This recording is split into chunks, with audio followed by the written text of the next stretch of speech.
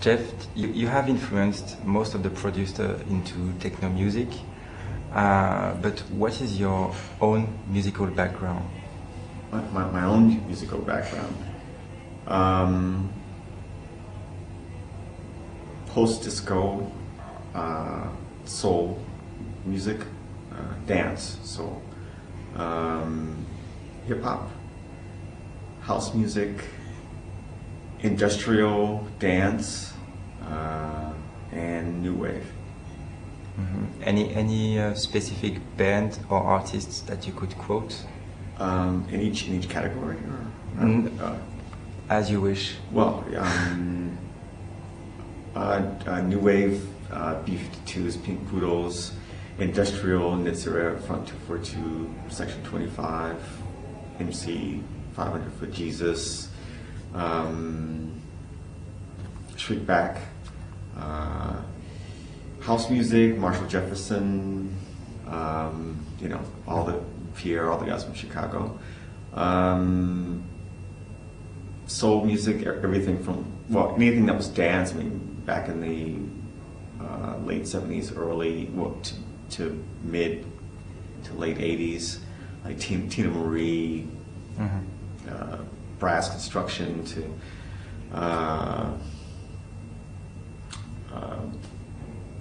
James Brown, to just about anything. And hip hop, Public Enemy, UTFO, DJ Cash Money, Joe Cooley, Egyptian Lover, basically everything that was really happening from maybe 1975 to now. Almost just about every form of music, you know, even some grunge, Nirvana type bands and things like that. So it's quite a lot. You are from Detroit. Is this city really has a special spell regarding techno, and can you explain why? Yeah, I think it's one of the few places where it has such a concentrated amount of producers that produce electronic music, a specific type of electronic music. And I think that it is because of the surrounding, and we generally had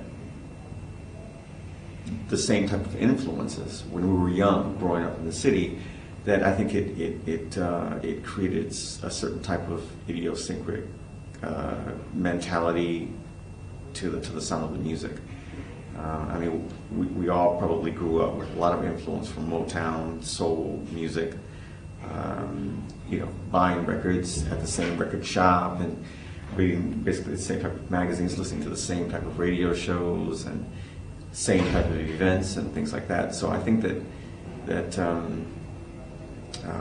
you know, eventually, once this group of people begin to make music, it has some type of similarity. And then we were all quite conscious as to who was making music, you know, trying to make techno in the early days. So I think there would be some reference and some assistance, and you know who people were, though you did not know them personally. You know, you knew how they were making it and where they were making it and things like that. So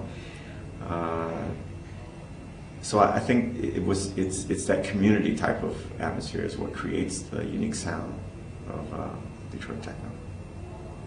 Okay. For you, the beginning was to be a DJ. How did it start? And when? Well, actually, it starts before that. I used to be into skateboarding, actually, and music is very closely tied into that. And I think there's where I really got into music.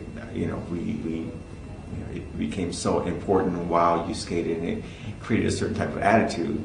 Though it wasn't electronic music at that time, at the beginning, it developed. We began to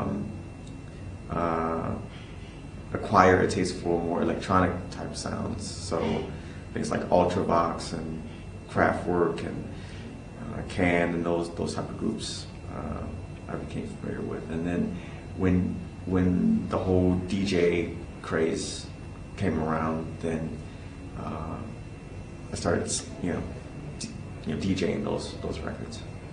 And when did you start to be DJ? Well, my older brother was a DJ, and he would let me, fool around. So it was probably maybe as early as maybe 1978, maybe 77. Wow. And after having established yourself as a DJ, when did you start producing records? I think I became like full-time DJ when I began a radio station, producing a radio show every night. And it was within that show that I began to produce music because I needed to have material that the other stations in the area did not have. So I began to bring equipment into the studio and then create it earlier in the day and then play it on the night. So it was there where I first began to learn how to program a sequencer and a drum machine and how to connect the machines together. What was the idea when you used to work for UR and along with Mad Mike? Because I had so much radio experience and production, and I'd studied for a little while as a sound engineer assistant in a large studio. So I knew about patch bays and gates and compressors and things like that. When we got together, I had the knowledge of more of a technical end, and I knew how to program the machines and things like that. But Mike was more of a musician. He could play and really didn't know so much about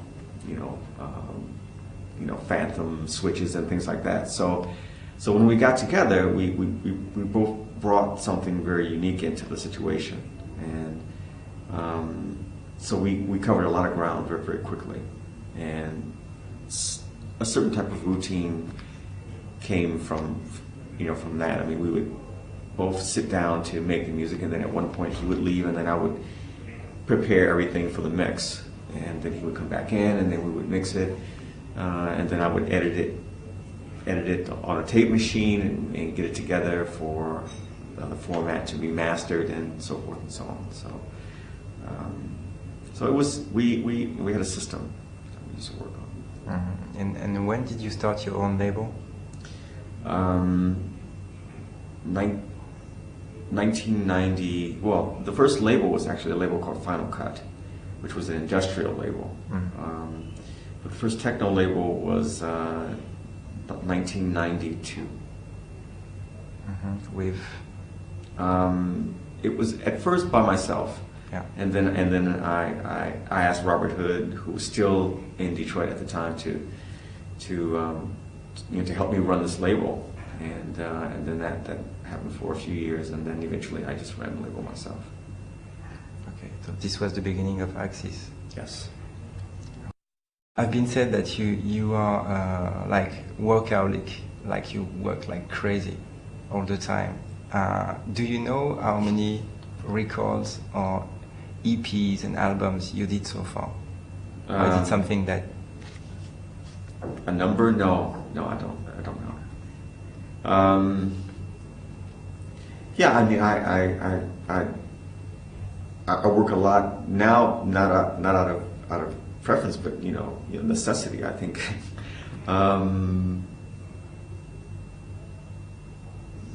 There's not a large staff around to work with me. It's just basically just two people that myself as the musician, and then there's someone else in the office that helps running the label. But internally inside the company, it's just two people. But then we work with people like the booking agent is located here in Paris, and graphic designers are located in Detroit and in Tokyo, and we work very, very closely with other people. So, and as far as a number, I couldn't tell you. I don't know. I never started counting. I never. Yeah, then it became too many. So I just. Yeah. Okay, we're going to talk about your latest album that's going to be released soon, At First Sight, on a React label. Why did you sign with React, which is a label from England? Because, well, I worked with them before, and they were great. They were very, very, very helpful, and my company Access is still a very small company, you know. So we're not able, though we might be able to release in England, we can't promote because we don't know the market. So we have to ask for help from companies that are based in those countries to help us distribute the album. Okay, and with this album, it's your fifth album or something like that, I guess? I'm not sure. If I count it right? It's the latest album. Yeah. Okay. What did you mean by this title, At First Sight? Well, it refers to when children are first born and their eyesight is not very clear, and then over time they begin to adjust, and the irises in the eye begin to adjust to the light and the color, and then it's from that point where they distinguish shapes and separation in colors and depth and scale and height and so on. And it's from that early point is when they begin to learn their place in the world and things like that. So I refer that type of situation to when we were just beginning to learn what techno was and how far it really reached, and back in the late 80s and early 90s, and it was basically that same type of situation. We really did not know how many people were listening to it, where they were listening to it. Everything was very new, and then once we got a sense of what things were, techno really spread, really, really quickly. I would say maybe 1993, 94, we began to really go very, very far with it, and so it refers to that. The image itself is actually taken from, it's a photograph taken by Francois K, of a party at a club called Yellow in Tokyo, and it's out of focus and then switched around in another position, but so the design itself is actually in regards to the title as well. About the influence, about what is the idea behind the album? What pushed you to release that kind of music? I read that you are a sci-fi fan and stuff like that. Can you tell us more? Yeah, well, I wanted to, well, for a while I wanted to release an album that consisted of compositions that had the feeling that they were the main and maybe theme track of something, some type of futuristic what if hypothetical situation in the future. And it wasn't until maybe after I had completed Metropolis or the album Time Machine and Every Dog Has Its Day that I kind of really figured out how to, well, not figured out, but I kind of re-looked at the idea of really getting into constructing songs that had melodies and they were composed in a way where they had very unique and different body structures and different formations. And I thought that maybe now is the time to do it, since we're probably at the end of an era where we're tapering off the minimalism, probably venturing into something else. And these days, I'm trying to incorporate more imagery more into the music itself. So I'm referring a lot to film and to moving images. So it just comes out in the album. Yeah, because at first sight, as a cinematographic, atmosphere around it. Yeah, I mean, one of the tracks, the track called Stark, is actually a track that was taken from a project that I had started, which is a documentary project about Detroit. Mm-hmm. And what the idea was that I would go back to Detroit, the place where I was born, film a small documentary, and then compose music to it. And that particular track was one of the ones that I had made ahead of time for that particular project. So in all the tracks, there's some type of visual reference that I used. Also about the track Punisher, is that something linked with a UR track or something like that? Yeah, that's the same character that we used in back in UR. And when I left UR, I took that character with me. So I believe Punisher track appeared on Wavefront Transmission 3 on Trezor, and I'm considering maybe putting together a separate album with that type of electronic music, dark, cinematic type of story, type of compositions. Okay. Rather than being the latest experimental techno album, it's more something that goes back to the roots of techno music. Is it something that you really want to do before going to something else? What is the idea behind it? Well, I just thought that after so many years of hearing and DJing and making monotone structured music, that it's refreshing, for some people and for myself to hear something that has a melody line that you could probably remember, or something that you could latch on to, or something that would give the listener the feeling as if the music is trying to speak to them in a certain way, that there is some type of line in it that comes in and out that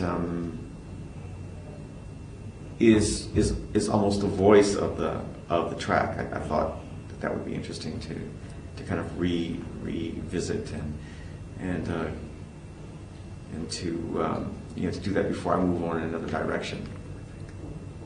Mm-hmm.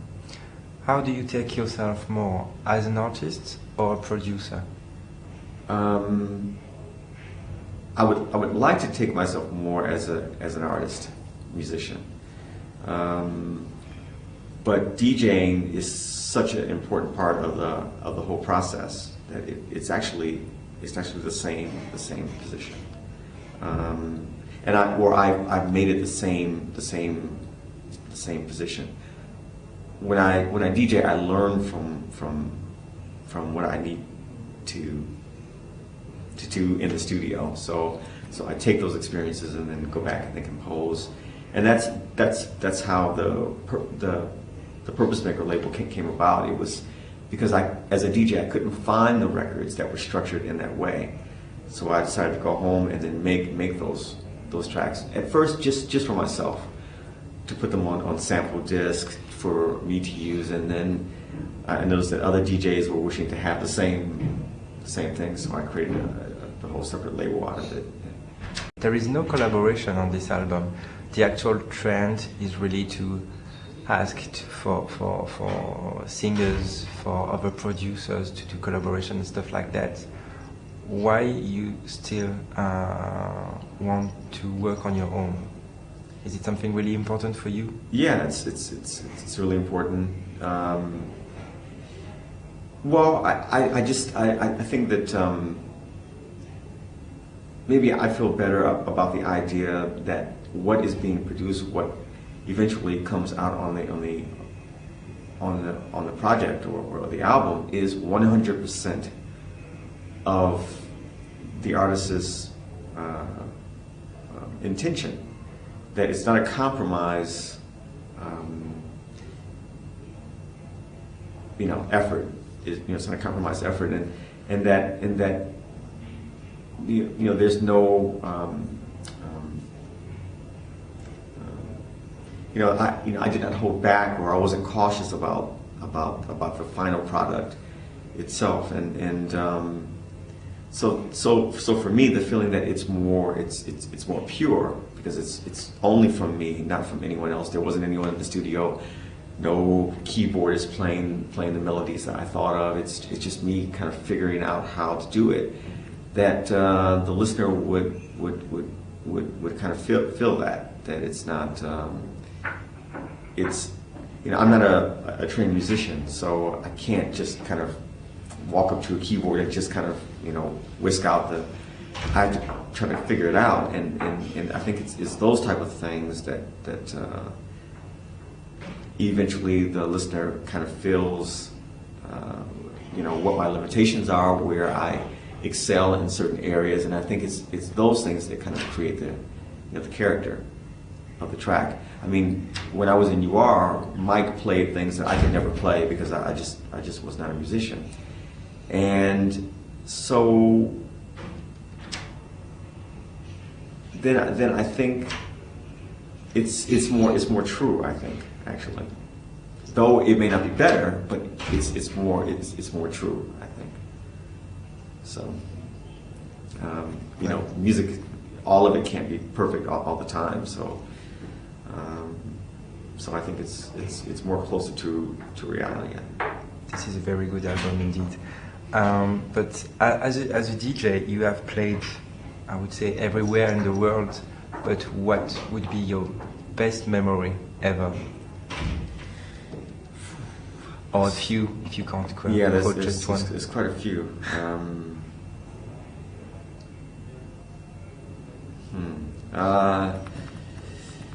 Best memory.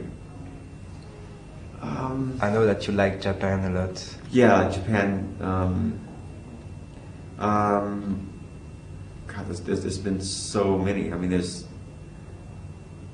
a difficult question because I do so many parties. I mean, like last night, for instance, it was great. It was in Zurich. But you didn't play techno. I did at certain times, but the crowd was so mixed that I could play anything. So I played from ESG, Moody to Sylvester to Adam Baer to Marco Bailey. So it was great for as a DJ. So because many people think that you are just a techno DJ, but you can play anything. Yeah, well, that's what happens when there's an explosion. That's partly what happens when there's an explosion of a new type of genre of music, and people tend to want to make up their own minds as to what it's supposed to be, and what the people are supposed to, the artists, and what they're supposed to represent and what they're supposed to do. And mostly throughout the 90s, I played techno, minimal techno, because that was what I liked more at the time. Though I still loved house and hip hop and things like that. As a DJ, I played techno, and mostly, and before that, I was almost 10 years house DJ, and 5-6 years hip hop DJ. So I still have those things in me, and I think that the people that know me as techno DJ should be happy that maybe I can play another type of, because maybe I can play something that they did not know existed, or did not really realize, because they've probably been listening to mostly techno.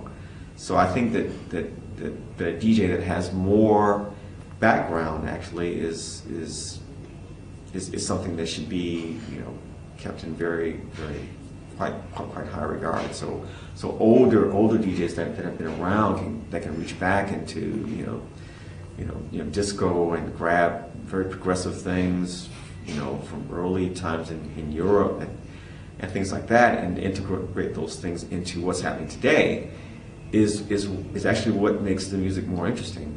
If I just play techno all the time, then I think, you know, maybe I'd be in trouble. So I, you know, before I was techno DJ, I was DJ. It has a different meaning, different. The intent is more so for making the people happy, not making myself happy, or just playing the music that I make. So you're famous also for your special skills, DJ skills, about playing with 3 decks and stuff like that. You're not a lot in the world to be able to do that. How did you develop that skills? Well, I've been doing that since, I don't know, maybe the early 80s, actually, mid to early 80s. It started when I first started radio. The radio station thought that it was too dangerous to have just 2 turntables, because if I should break a needle, it would be dead air, and so they put a 3rd turntable into the studio, into the setup, just in case. And it was something that fitted into a cabinet, and it slid out, so I could grab it really quickly and put on another record, so I would avoid the dead air in case of a mistake. And eventually I just started using the 3rd turntable because it was there, and there's where I learned how to really. At the time it was with hip hop, so it was a bit more difficult to work. So I had become really good at it, mixing hip hop with 3 turntables, because it beats slower. So working the records at a much slower pace and scratching and transforming and cutting on 3 was much more difficult than playing techno. So then I stopped and really didn't start till using 3 turntables until maybe the mid '90s. And using 3 turntables with techno, was very easy, to do, because the beat is much more monotone and stretched out. So there's where it comes from. Thank you for your time, Jeff, and congratulations for the album. My conclusion would be, I would quote a famous sentence that says, "In the beginning there was Jack," and I would say, "In the beginning there was Jeff." Yeah. Which is the best I can say. Great, thank you. Thanks. Okay, thanks. Really got into music, it became so important while you skated, and it created a certain type of attitude. Though it wasn't electronic music at that time, at the beginning, it developed. We began to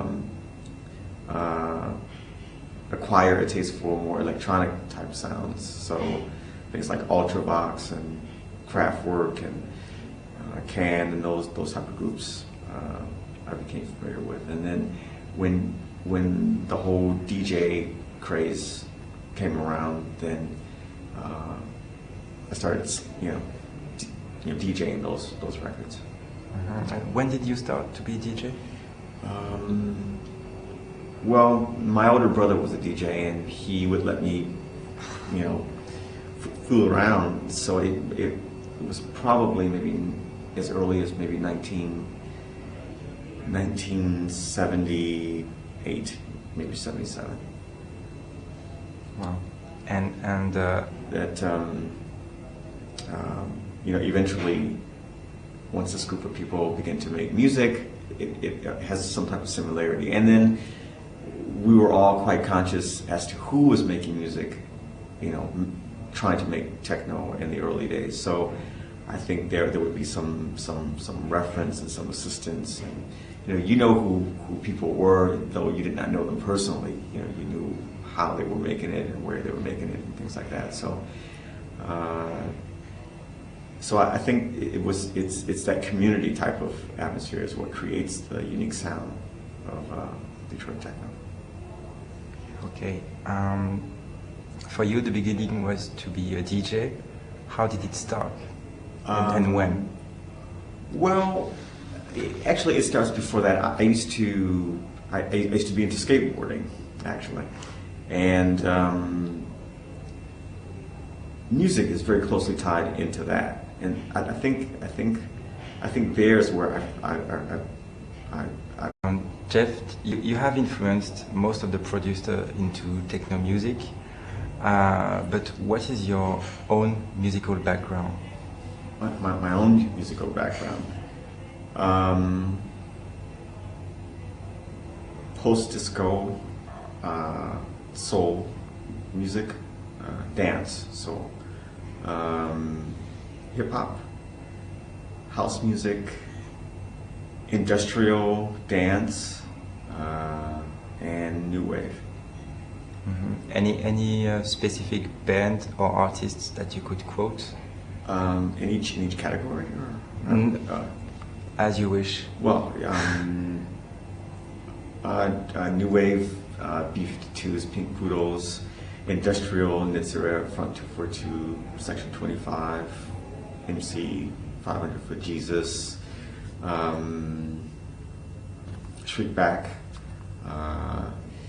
house music, Marshall Jefferson, all the. Really has a special spell regarding techno, and can you explain why? Yeah, I think it's one of the few places where it has such a concentrated amount of producers that produce electronic music, a specific type of electronic music, and I think that it is because of the surrounding, and we generally had the same type of influences when we were young, growing up in the city, that I think it created a certain type of idiosyncratic mentality to the sound of the music. I mean, we all probably grew up with a lot of influence from Motown, soul music. Buying records at the same record shop and reading basically the same type of magazines, listening to the same type of radio shows and same type of events and things like that. So I think that here, all the guys from Chicago, soul music, everything from, anything that was dance. I mean, back in the late 70s, early to mid to late 80s, like Tina Marie, brass construction to